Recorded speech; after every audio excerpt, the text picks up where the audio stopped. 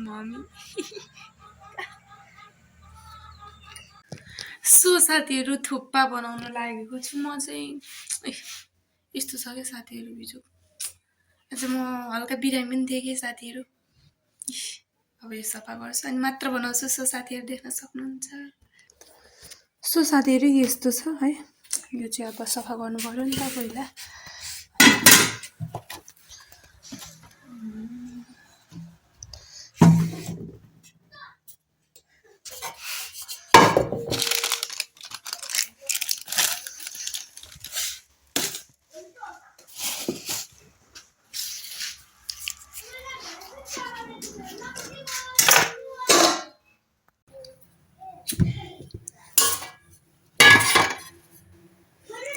यसमा चाहिँ म थुक्पा पकाउन लागेको छु साथीहरु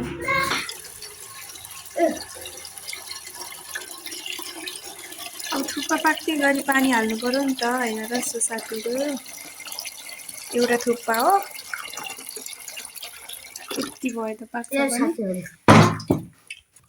त्यसपछि यसलाई छोपिदिने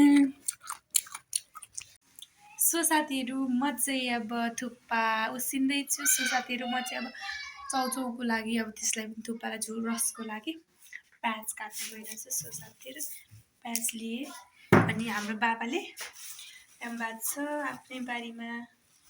फलेको धनिया यत्रो रहेछ सो बिजक छ यो अनि यो टमाटर सो साथीहरु यो म एक ठाउँ हाल्न लागिरहेछु